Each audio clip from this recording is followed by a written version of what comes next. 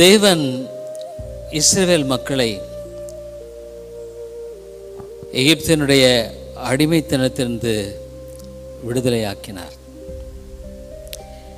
430 ஆண்டுகள் அவர்கள் அடிமைகளாக இருந்தவர்கள். யோசிச்சு பாருங்க, 430 ஆண்டுகள் அவர்களை வெளியே கொண்டு வந்து அழகான கானான் தேசத்தை கொடுத்தார்.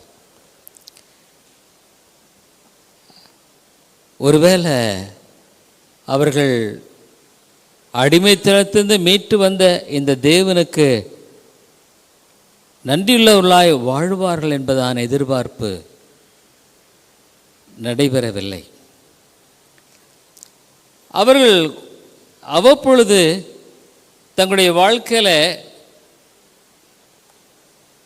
கர்த்தரை விட்டு விலகி போகிறவர்களாகவே காணப்பட்டார்கள். அப்போ ஆண்டவர் என்ன செய்தார்னா, பக்கத்தில் இருக்கிற அந்நிய மக்களை எழுப்பினார்.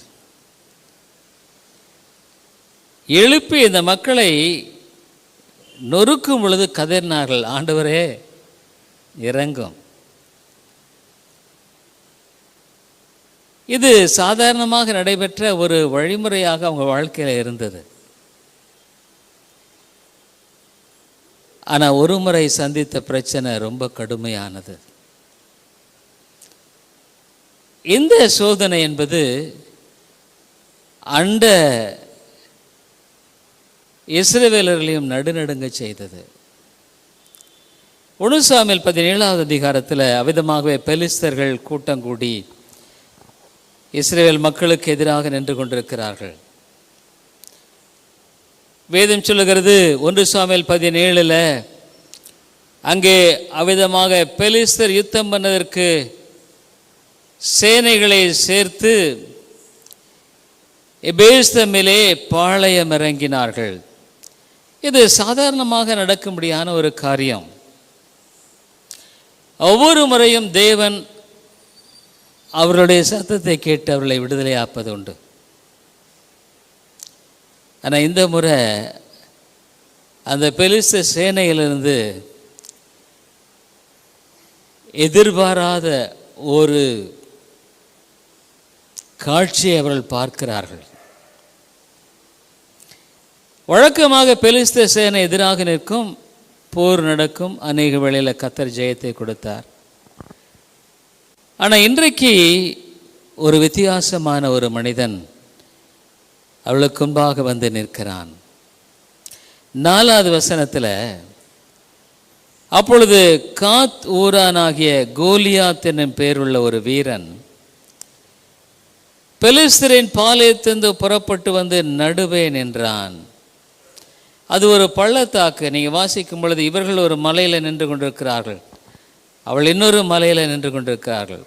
இஸ்ரவேல் தேசம் மலைப்பகுதி உள்ள ஒரு தேசம். இன்றைக்கு நீங்கள் பார்ப்பீர்களானார். அப்போ முன்னால் வந்து அவன் அவ்விதமாக அவனுடைய அந்த ஒரு தோற்றத்தை வெளிப்படுத்தி அவன் பேசுகிறான். என்ன சொன்னான்னா, அவனுடைய அந்த சொல்வதற்கு முன்பு அவனுடைய தோற்றத்தை நீங்கள் பாருங்கள்.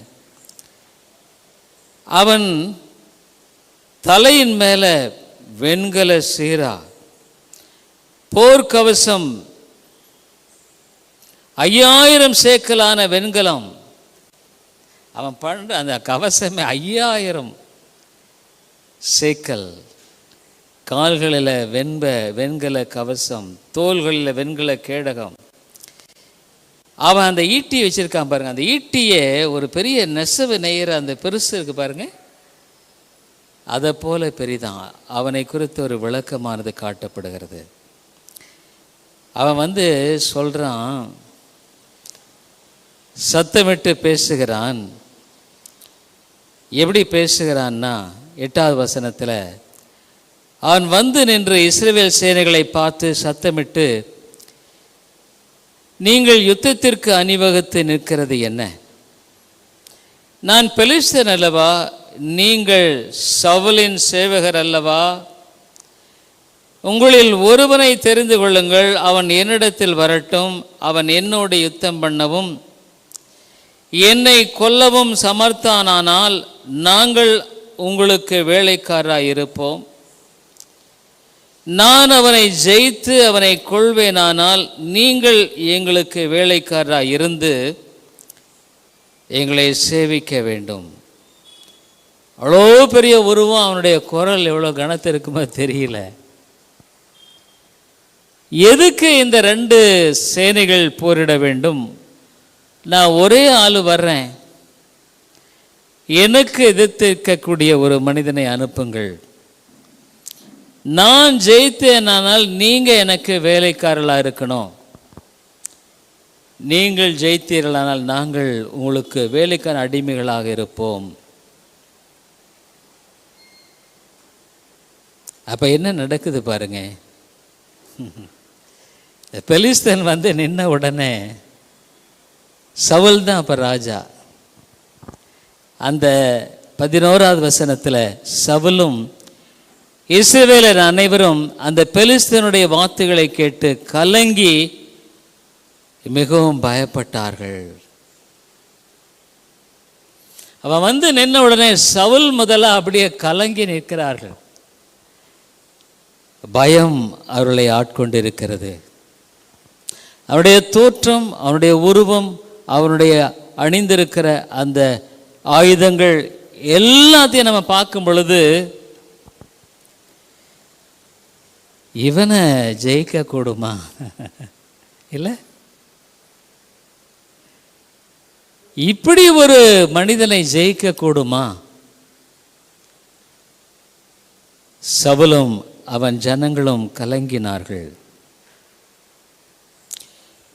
இந்த மாலையில் உன்னுடைய வாழ்க்கை எப்படி இருக்கு எனக்கு தெரியாது.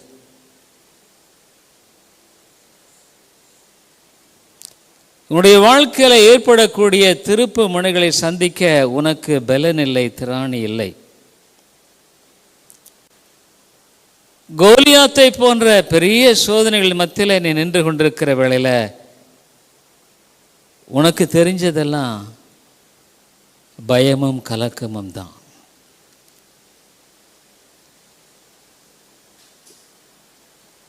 சவுல் ஆண்டவருடைய பிள்ளையா? சவுல் ஆண்டவருடைய பிள்ளையா? ஆண்டவருடைய பிள்ளையா இல்லைங்களா? ஆண்டவருடைய பிள்ளை இல்லை. அவன் அவருடைய பிள்ளை இல்லை. ஏன்? இஸ்ரவேல் மக்களை ஆளுகை செய்தான், ஆனால் ஆண்டவருக்கு அவன் கீழ்ப்படியலையே. ஆண்டவர் சொல்றதெல்லாம் அவன் வந்து ஒரு சமயத்தில் இதே பெலிஸ்தரிடத்தில் வெற்றியை கொடுத்தார் ஆண்டவர்.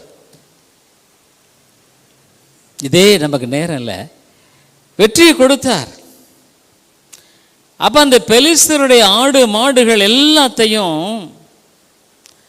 ஆண்டவர் சொன்னார், அழித்து விடுன்னு சொல்லிட்டார். என்ன சொன்னார்? அழித்து விடு, அதை விடாதப்பா, எல்லாத்தையும் அழித்து விடு.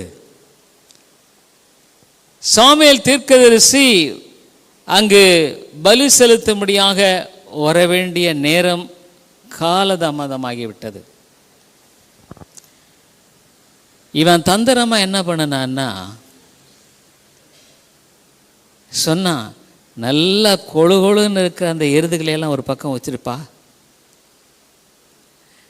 ஆண்டவர் சொன்னார் எல்லாத்தையும் நீ அழிச்சிருப்பான்ட்டாரு. சவுல் சொன்னான், நல்லா கொழு கொழுன்னு இருக்கிறதெல்லாம் இருக்கட்டும், அதை எதுக்கு போய் அழிச்சிட்ருக்க, அதெல்லாம் நமக்கு தேவை, அதை மட்டும் ஒதுக்கிட்டு இந்த வத்தக்காய் வயக்காய் இதெல்லாம் இப்படி இருக்குல்ல அதை போட்டு நொறுக்கின்றான். ஆமாங்க,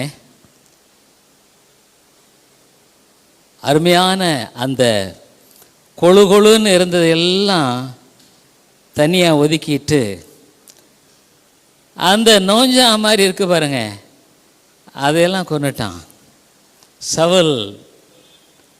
அங்கே எல்லாத்தையும் கொன்னாச்சு. சாமுவேல் வர்றாரு. சாமுவேல் வரும்போது கேட்குறாரு, என்ன இது ஆடு மாடு சத்தம் கேட்டுக்கிட்டு இருக்குதே, அப்போ சவுல் சொன்னார், நான் கொஞ்சம் சிலதை மட்டும் பிரிச்சிட்டேன்,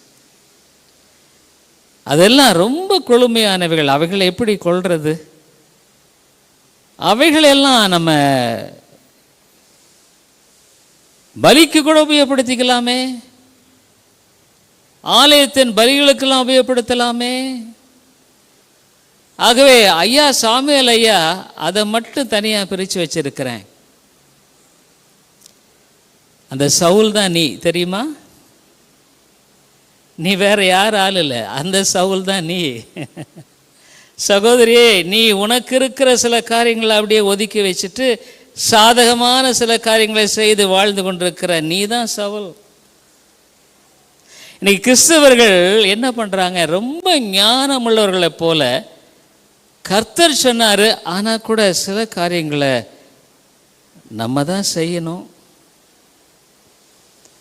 கர்த்தர் சொன்னது உண்மைதான், உடைய வாழ்க்கையின் பிரச்சனையே அதுதான். நீ முழுக்க கீழ்ப்படிய விரும்பலை, நீ உண்மையாலுமே மெய்யான கிறிஸ்தவ வாழ்க்கையை வாழும்படியாக கர்த்தருக்கு உன்னை நீ ஒப்பு கொடுக்கல. ஆனால் இஸ்ரவேலின் ராஜா தான், ஆண்டவரால் நியமிக்கப்பட்ட மனுஷன்தான், ஆனால் நீ கர்த்தருடைய பிள்ளை இல்லை. கர்த்தருடைய பிள்ளை பிள்ளை இல்லை. நீ நினைச்சிட்டு இருக்கிற நான் கர்த்தருடைய பிள்ளைன்னுட்டு, ஆனால் இல்லை. அதனாலே சவுல் இதை செய்த உடனே சாமுவேல் என்ன பண்ணிட்டாரு, கிளம்பிட்டார். நீ அரக்கணதை தாண்டியும் பிரயோஜனம் இல்லை, கீழ்ப்படியாமை தாங்க. வாழ்க்கையில் இன்னும் அழிக்கப்படாத கொழுத்த கன்றுகளை நீ வைத்து வாழ்ந்து கொண்டிருக்கிறாய். இன்னும் உனக்கென்று சில பகுதிகளை வைத்துக்கொண்டு கர்த்தரிடத்தில் ஒப்புக்கொடாமல் நீ வாழ்ந்து கொண்டிருக்கிறாய். பல காலமா சொல்லப்பான ஆண்டவருடைய அந்த சத்தியத்தை கேட்டு வந்த பாரு, அன்னையிலிருந்து இப்படி தான் நீ சில காரியங்களை ஒதுக்கி வச்சிருக்கிற. அதே இடத்துல ஆண்டவர் சொல்லிட்டார், சால்வையை சாமுவேல் போர்த்து கொண்டு போய் கொண்டிருக்கிறார், சவுல் பிடிச்சு இழுக்கிறார். படிச்சு பாருங்க, சால்வை இரண்டாக கிழிஞ்சிருச்சு. அப்போ சாமுவேல் திரும்பி சொல்கிறார், உன்னுடைய ராஜ்யம் கிழிந்து விட்டது. அருமையான சோர்ணேஸ்வரியே, உன்னுடைய வாழ்க்கையில் நீ சவுலை போல வாழ்ந்து கொண்டிருக்கிறாய். சவுல் கர்த்தருடைய பிள்ளை இல்லை. கடைசி நாட்களில் அவன் பிரச்சனைகளை சந்திக்கும் பொழுது எங்கே போனான் தெரியுங்களா? எங்கே போனான்? நீங்கள் எத்தனை வருஷமா கிறிஸ்தவர்கள்? எங்கெங்க? கரெக்ட், பரவாயில்ல, அம்மா கரெக்டாக சொல்லிட்டாங்க. நம்ம வேதத்தை படிக்கிற மாதிரி படித்தோம்னா ஒன்றாவது கூட பாஸ் பண்ண மாட்டோம்.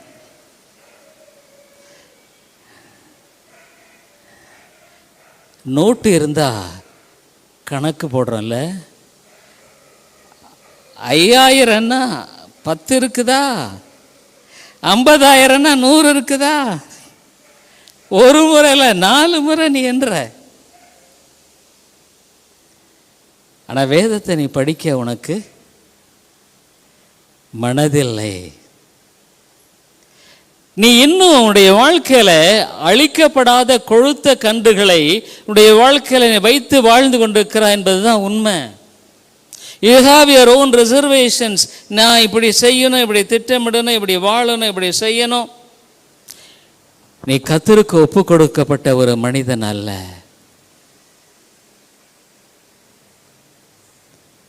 இந்த மாலையில கர்த்தனோடு கூட பேசுகிறார். வாழ்க்கையினுடைய தோல்விகளுக்கெல்லாம் காரணமே அதுதாங்க.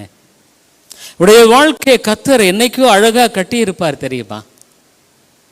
உடைய வாழ்க்கையை தேவன் எவ்வளோ ஆச்சரியமாக கட்டி எழுப்பியிருப்பார் தெரியுமா? இன்னைக்கு பார்க்கும் பொழுது நீ கர்த்தரை அறிந்திருந்த நாளிலிருந்து இன்னைக்கு வரைக்கும் நீ கர்த்தருக்கு உண்மையாக இருந்திருப்பாயானால் உடைய வாழ்க்கையை வேற மாதிரி ஆயிருக்கும் தெரியுமா?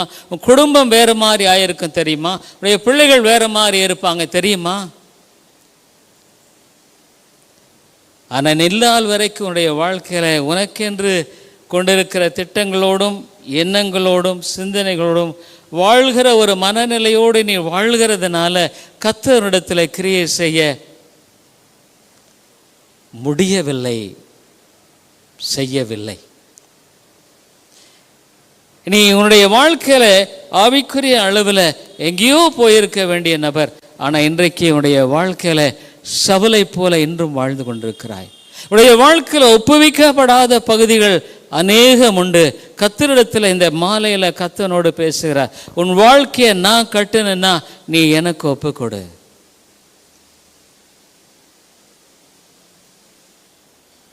ஏங்க பயப்படுறான் சவுல்? இவன் ஆண்டவருடைய பிள்ளை இல்லையா? கோலியாத் வந்து நின்ன உடனே அவன் பயப்படுகிறான்.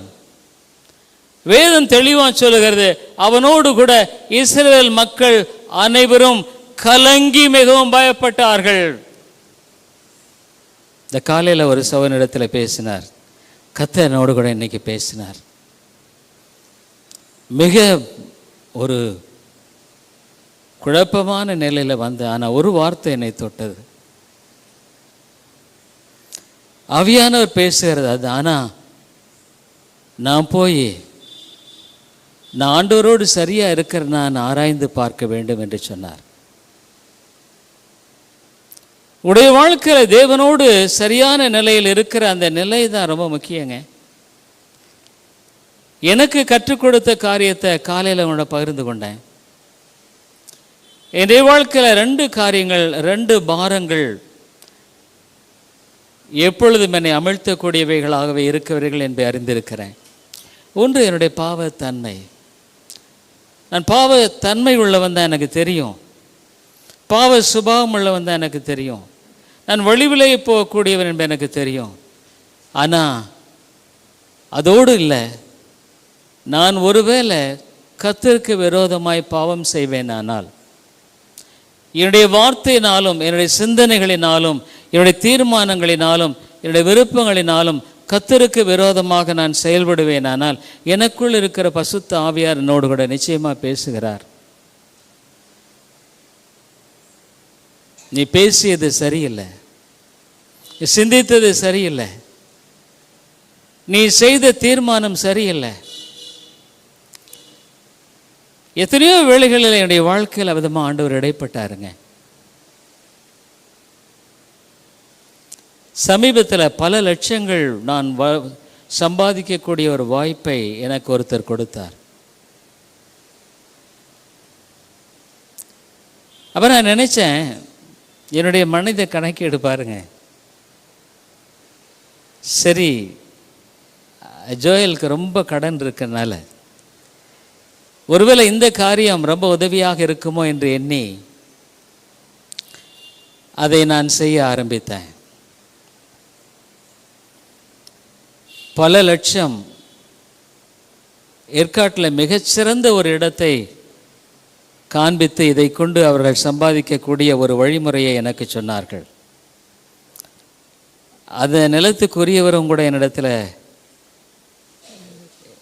அதை ஒப்படைத்தார். நிச்சயமாக அந்த பெனரமிக் வியூ, அந்த இடத்தை நின்று பார்த்தா அந்த வியூவெல்லாம் ஏற்காட்டில் நானும் பார்த்துருக்கேன். ஆனால் பியூட்டிஃபுல் வியூ, அழகான ஒரு இடம், வாய்ப்புகள் நிறைய இருக்கு. அதற்குரிய காரியங்களை நான் யோசித்தேன், இப்படின்னு யோசித்தேன். ஒரு சில அல்லது பல லட்சங்கள் சம்பாதிக்க வாய்ப்பு இருக்கிறதுனால இதில் என்ன தவறு? அப்போ கர்த்தர் என்னோட பேசினார். அதற்குரிய எல்லாத்தையும் நான் பண்ண ஆரம்பிச்சிட்டேன். கர்த்தர் என்னோட பேசினார், அதை செய்வாயானால் உடைய சுய வழியில் ஒருவேளை நீ சம்பாதிக்கலாம், சம்பாதிக்கிற வழிமுறை கூட சரியாக இல்லாததை போல காணப்படலாம். ஆனால் அதோடு கூட நான் வேதனையை கூட்டுவேன். நான் கொடுக்காத ஒன்றை நீ வெச்சித்து போவாயானால் நிச்சயமாக அது உனக்கு ஆசீர்வாதமாக இருக்காது. நிச்சயமாக அது உனக்கு பிரயோஜனமாக இருக்க வாய்ப்பில்லை. ஆண்டவரே, எவ்வளோ பெரிய நல்ல தருணம் ஆயிற்றே, ஆனால் என்னுடைய அழைப்பு அது வரலையே. எப்படி பிசாசு மெதுவாக இழக்கிறான்ல, அதுக்குரிய எல்லா காரியங்களையும் ஏறக்குறைய செய்தாயிற்று. அந்த நேரத்தில் ஆண்டவர் பேசினார், இது உனக்கு உகந்ததல்ல. அதுமாலே கர்த்தரிடத்தில் சொன்ன, ஆண்டவரே, உமக்கு சித்தமில்லை என்றால் அது எனக்கு வேண்டாம். ஏன்னா நான் பல லட்சங்களை இழந்த ஒரு மனிதன் தான். கர்த்தருக்கு ஒப்பு கொடுத்தேன். அவர்கிட்ட போய் சொல்லிட்டேன், சார் இது வேண்டாம், எனக்கு முடிந்து விட்டது. தேவனுக்கு பிரியம் இல்லைன்னா எனக்கு தேவையில்லை. அதை கூட வேதனை நான் அனுபவிக்க தேவையில்லை. ஒருவேளை நான் அதை கொண்டு சம்பாதித்து இருக்கலாம், அதை கொண்டு பல லட்சங்கள் கூட சம்பாதிக்கான சுலபமான வாய்ப்பை ஆண்டவருக்கு ஏற்படுத்தி கொடுத்தார், உண்மைதான். ஆனால் கர்த்தருடைய பார்வையில் அது எனக்கு சரியில்லை. ஆகவே கர்த்தரிடத்தில் நான் சொன்ன, ஆண்டவரே, இது எனக்கு ஏற்றதல்ல. என்னுடைய ஆவிக்குரிய வாழ்க்கைக்கு உம்முடைய சித்தம் இல்லாததை நான் தெரிந்து கொள்ளும்படியான காரியம் என்பது ஒரு நாளும் ஆசீர்வாதமாக இருக்காது. அதனாலே once for all closed. Handed all the documents. இருந்தாங்க சார், வேண்டாம், முடிஞ்சு போச்சு. சார், அதை திரும்ப நீங்களே வச்சுக்கிறீங்களான்னு கேட்டார்.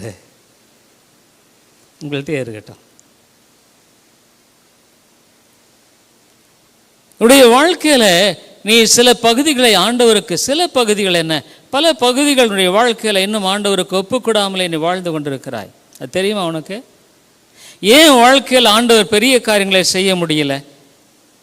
ஏன் உன்னுடைய வாழ்க்கையில் நீ வாழ்ந்த வாழ்க்கைக்கு நீ எத்தனையோ ஆவிக்குரிய காரியங்களில் கர்த்தர் உன்னை ஆசீர்வதித்திருக்கணும், எவ்வளோ ஆவிக்குரிய விதங்களில் உன்னை உயர்த்தி இருக்கணும், எவ்வளோ ஆவிக்குரிய நிலைகளில் நீ தேவனுடைய கிருபை அதிகமாய் பெற்று அனுபவித்திருக்கணும்.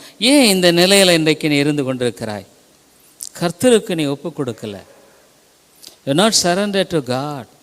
நீ சவுலை போன்ற ஒரு மனிதன் தான். உனக்கு சாதகமான சிலவைகளை உன்னுடைய தீர்மானத்தின்படி செய்ய விரும்புகிற மனநிலையோடு நீ ஆரம்பத்திலிருந்தே வாழ்ந்து கொண்டிருக்க. இன்னைக்கு வரைக்கும் அது உடைபடலை, கர்த்தருடைய வாழ்க்கையில் செயல்படலை. அம்மையாலே வாழ்க்கையில் தேவை, கர்த்தர் உன்னை உடைக்கணும். God must break your pride. பெருமையை உடைக்கணும், சுயம் என்கிற காரியத்தை உடைக்கணும், உன்னுடைய ஊன்றுகோலை உடைக்கணும். நீ எதை சார்ந்து வாழ்கிறையோ அதை கர்த்தர் உன்னை நேசிப்பாரானால் நிச்சயமாக உடைக்க வேண்டும், உடைபட வேண்டும். அது நடந்தே தீர வேண்டும். அது உன் ஆத்துமாவுக்கு நல்லது.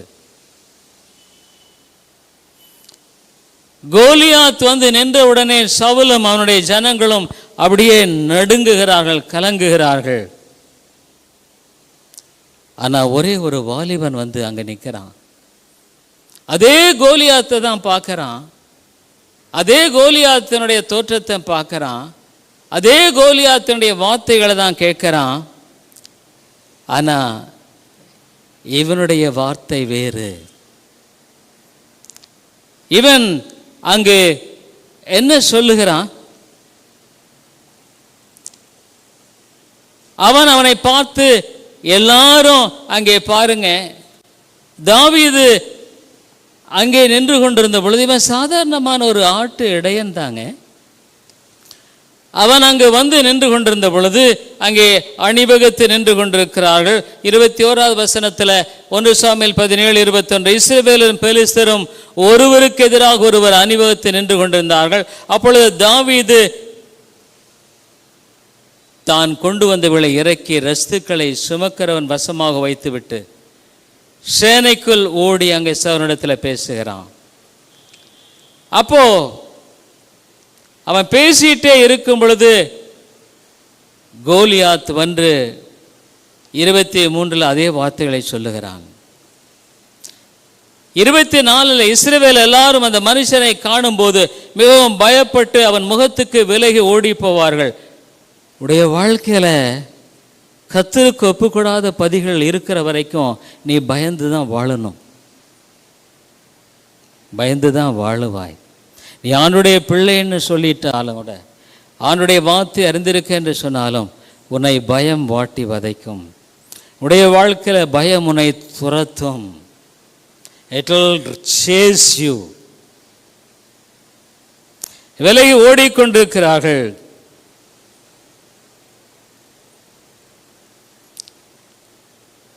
தாவீது என்ன சொல்றான்?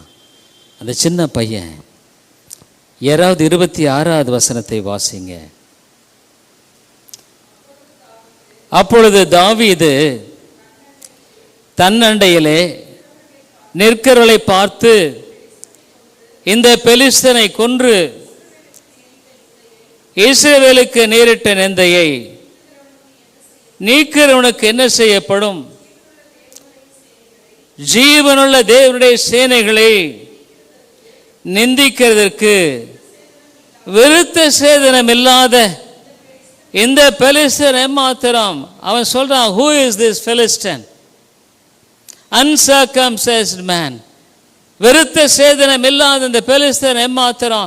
அம்மையாளுடைய வாழ்க்கையில விசுவாசம் என்பது இருந்தால் மாத்திரமே தாவீதை போல நீ பேசுகிறவனாய் காணப்படுவாய். இல்லை என்றால் நீ சவுலை போல ஊழி ஒடிந்து கொண்டுதான் வாழ்வாய். ஆனால் அந்த விசுவாசம் எனக்கு எப்படி வரும்? How can I have faith? விசுவாசத்தை நானே உருவாக்கி கொள்ள முடியுமா? முடியாது. விசுவாசத்தை நானே உருவாக்கி கொள்ள முடியாது. பரிசுத்த ஆவியானவர் தான் எனக்கு அந்த விசுவாசத்தை கொடுக்கணும். பரிசுத்த ஆவியானவர் தான் அந்த திடமாத்திர தைரியத்தை கொடுக்க முடியும். பரிசுத்த ஆவியானவர் எனக்கு எப்பொழுது கொடுக்கப்படுவார்? நான் அவரை சவுலை போல எனக்கென்று சில காரியங்களை ஒதுக்கி வைத்து வாழும் பொழுது பரிசுத்த ஆவியானவர் எனக்கு கொடுக்கப்படுவாரா? பரிசுத்த ஆவியானுடைய வாழ்க்கையில கிரியை செய்வாரா? ஒரு நாளும் செய்ய மாட்டார். தெரிஞ்சுக்க, நீ உடைபட வேண்டும். அப்படின்னா என்ன? நீ தாழ்த்து, தேவனுடைய சமத்தில் தாழ்த்து, தப்பில்லை. உடைய வாழ்க்கையில உன்னுடைய அறியாமையிலும் பெருமையிலும் வாழ்வதை விட, உடைய வாழ்க்கையில சந்திக்கிற பிரச்சனைகளில் சவுலை போல ஓடி ஒளிவதை விட தேவனுடைய சமூகத்தில் தாழ்த்துவது உனக்கு நல்லது. நீ உண்மையாலுமே தாழ்த்தி வாழ்வாயானால் கர்த்தருடைய சத்தத்தை கேட்டு உடைய வாழ்க்கையில் இன்னும் எவ்வளோ பெரிய காரியங்களை செய்திருப்பார்.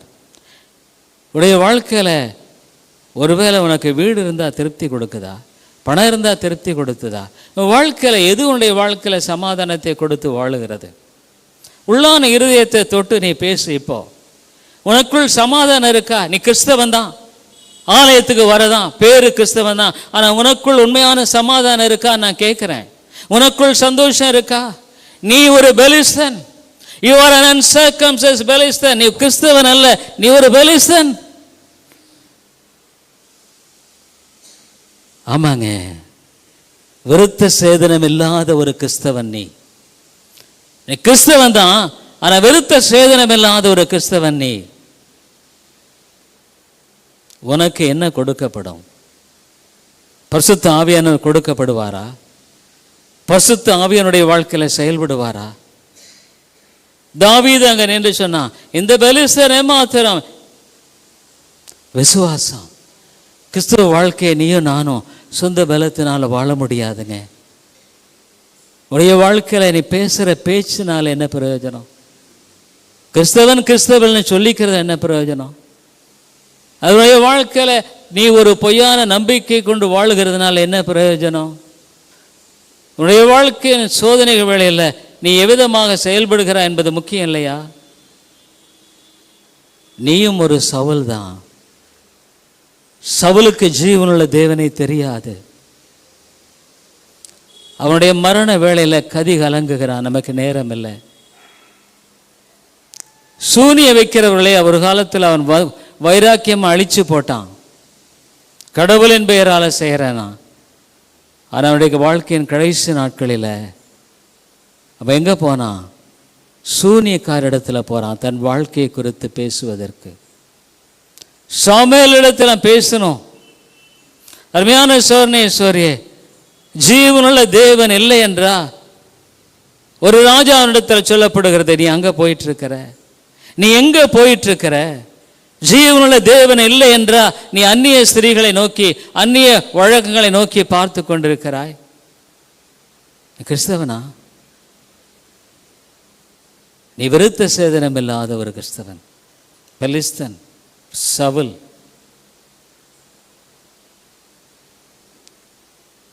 தாவீது சொன்னார், எவன் எம்மாத்திரம்.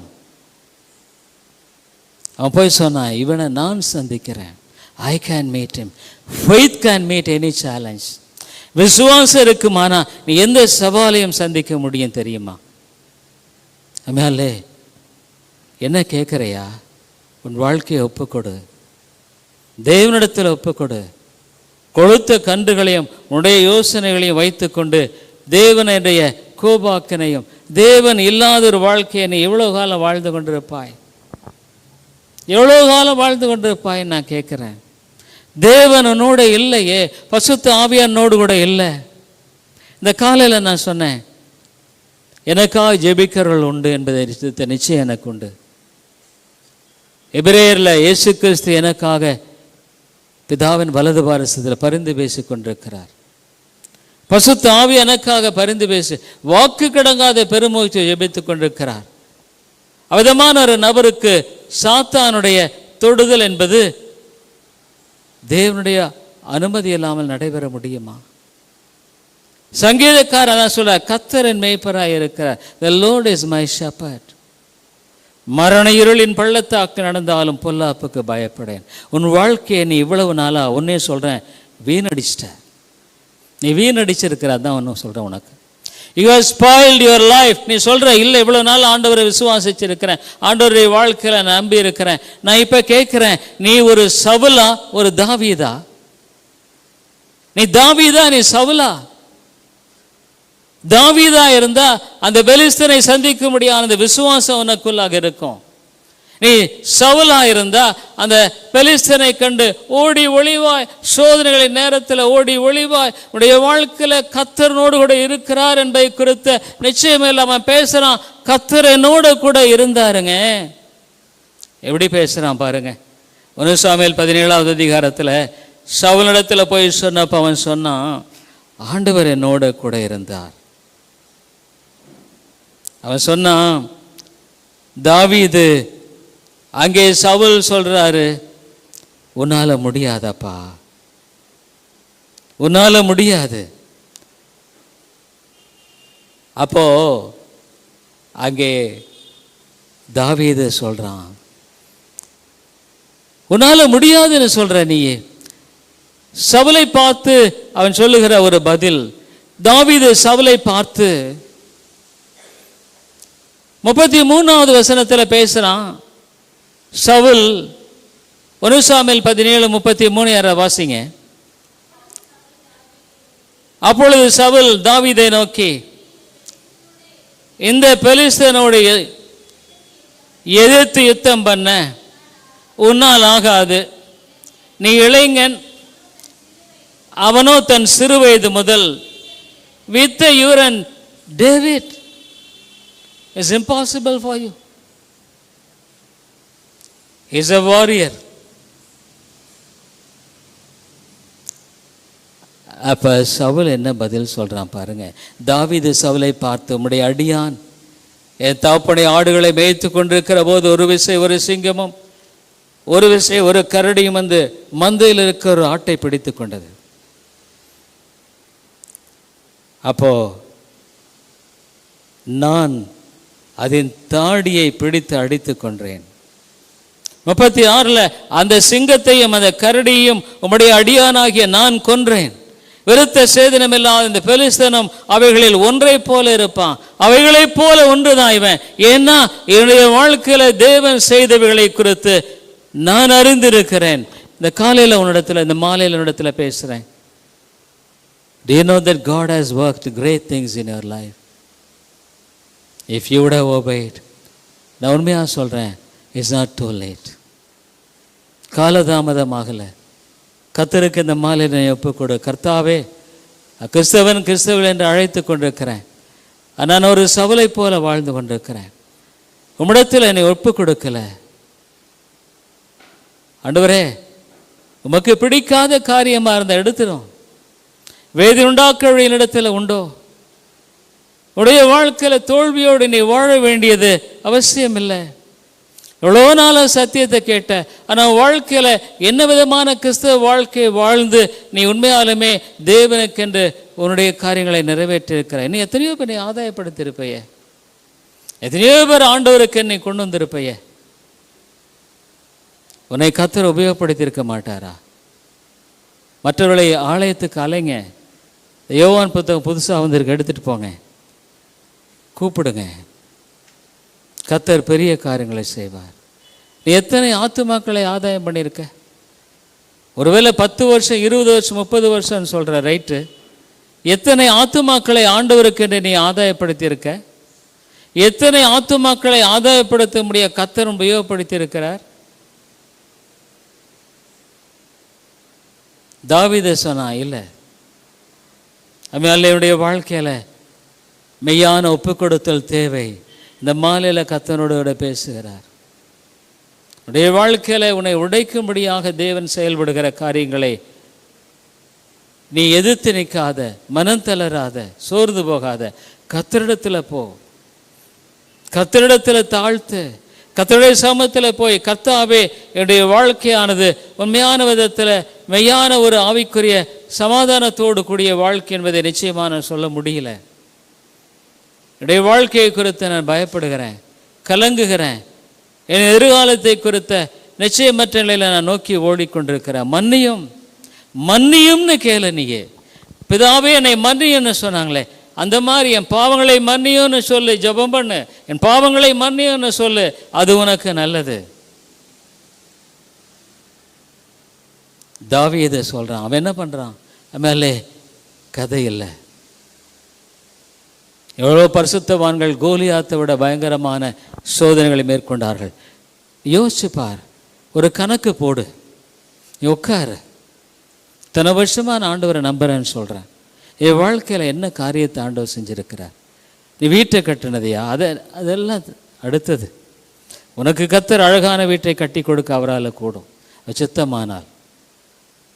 ஆனால் அதை விட உன்னுடைய வாழ்க்கையில் கர்த்தர் உன் வாழ்க்கையை, ஆவிக்குரிய வாழ்க்கையை கட்டியிருக்கிறாரா? கர்த்தருக்கு நீ முதலிடம் கொடுக்கிறையா? ஆண்டவருக்கு ஒப்பு கொடுத்து நீ வாழ்கிறையா? உன் வாழ்க்கையில் கொழுத்த கன்றுகளை இன்னும் நீ வச்சுட்டு தான் இருக்க. உடைய சொந்த யோசனைகளின்படியாக நடக்கிற அந்த தீர்மானத்தின் திட்டத்தையும் நீ ஒரு நாள் விடலை. தாவீது என்ன சொல்கிறான்? நம்முடைய நேரம் ரொம்ப குறுகியதாயிடுச்சு, நான் ஒன்றுமே சொல்லலை. அவன் பேசுகிறதெல்லாம் 37. பின்னும் தாவீது, என்னை சிங்கத்தின் கைக்கும் கரடின் கைக்கும் தப்புவித்த கர்த்தர் இந்த பெலிஸ்தனுடைய கைக்கு தப்புவிப்பார் என்றான். அப்பொழுது சவுல் தாவீதை பார்த்து, போ, கர்த்தரனோட இருப்பாராக. தாவீது பேசின அந்த வார்த்தையை கேட்ட உடனே சவுலுக்குள்ளாக, இந்த வாலிபன் ஒரு தேவ பிள்ளை, இந்த வாலிபனை கொண்டு தேவன் நிச்சயமாக இஸ்ரவேலில் விடுதலை கொடுக்க முடியும். அப்பொழுது அவனுடைய அந்த கவசங்களை உடுத்து வைக்கிறான். ஆனா அது அவனுக்கு வேண்டான்னு சொல்லிட்டான். 40 வசனத்தில், தன் தடியை கையிலே பிடித்து கொண்டு ஆற்றில் இருக்கிற 5 கூழாங்கல்களை தெரிந்து எடுத்து அவைகளை மேய்ப்பருக்குரிய தன்னுடைய அடைப்பையிலே போட்டு தன் கவனை தன் கையிலே பிடித்து கொண்டு அந்த பெலிஸ்தனிடையிலே போனான். தாவீது சின்ன பையங்க. அப்போ அவன் பேசுகிறான், நமக்கு நேரம் இல்லை. அந்த பெலிஸ்தன், விருத்த சேதனம் பெலிஸ்தன் தாவீதை பார்த்து நகைக்கிறான். அவனை அசட்டை பண்ணுகிறான். 42. பெலிஸ்தன் தாவீதை பார்த்து, நீ தடிகளோடு என்னிடத்தில் வர நான் நாயா என்று சொல்லி அவன் தன் தேவர்களை கொண்டு தாவீதை சபித்தான். பெண்ணும் அந்த பெலிஸ்தன் தாவீதை பார்த்து, என்னிடத்தில் வா, நான் உன் மாம்சத்தை ஆகாயத்து பறவைகளுக்கும் காட்டு மிருகங்களுக்கும் கொடுப்பேன் என்றான். 45 அதற்கு தாவீது பெலிஸ்தனை நோக்கி, நீ பட்டயத்தோடும் ஈட்டியோடும் கேடகத்தோடும் என்னிடத்தில் வருகிறாய், நானோ நீ நிந்தித்த இஸ்ரவேலுடைய இராணுவங்களின் தேவனாக சேனைகளுடைய கர்த்தரின் நாமத்திலே என்னிடத்திலே வருகிறேன். தாவீதுடைய பட்டயம் மிக பெரியது தெரியுமா? கோலியாத்தின் பட்டயமும் கவசமும் மிக பெரிதாய் காணப்படுகிறது. உன்னுடைய வாழ்க்கையில தேவனோடே கூட இருப்பார். ஆனால் உன்னுடைய பட்டயம் வலுவாக நிற்கக்கூடிய மிகப்பெரிய பட்டயம், எந்த சோதனை மேற்கொள்ளக்கூடிய ஒரு பட்டயம் அது தேவனுடைய நாமம்.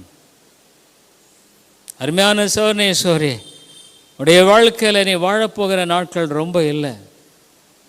காலையில் நான் சொன்னேன், ஒரு சகோதரன் சொன்னார், நான் ஒரு சாதாரண வேலைக்கு போய் சேர்ந்தேன், கர்த்தர் என்னை ஒரு அசிஸ்டன்ட் ஏடியா மாற்றினார் அந்த டிபார்ட்மெண்ட்டில்.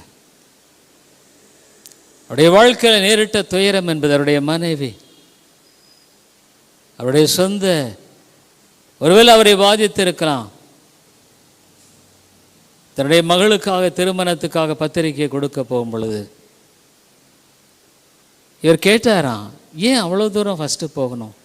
இல்லை, நம்ம அங்கே போய் முதல்ல கொடுத்துடலாம். இவளுக்கு தெரியாது, சின்ன ஸ்பீட் பிரேக் மேலே அவர் ரொம்ப வேகமாக போலாச்சு. இந்த பெண்ணான கீழே விழுந்து கல் குத்தி பிளட் டயட். மகளுக்கு இன்னும் 4 நாளில் கல்யாணம். அந்த அம்மாவை அடக்கம் பண்ணிட்டு தான் மகள் கல்யாணம் நடந்தது. இங்கே வந்துட்டு இருந்தவங்க தான். ரொம்ப நல்ல அருமையான குடும்பம். இந்த சவனிடத்தில் நான் பேசினேன், ஆண்டவர் தான் அவருக்கு ஆறுதலை கொடுக்க முடியும். ஒரு நல்ல சகோதரன், அருமையான குடும்பம். உன் வாழ்க்கையை குறித்து யோசிப்பார். நீ எவ்வளோ காலம் கர்த்தரோடு நீ போராடி கொண்டிருப்பாய். உன் வாழ்க்கையை ஒப்புக்கொடு. ஆண்டவரே, என் பாவங்களை மன்னியும். நீ எவ்வளோ காரியங்களில் உமக்கு நான் பிரியமாய் வாழலை, எவ்வளோ காரியங்களை நான் சாட்சியாய் வாழல ஆண்டவரே.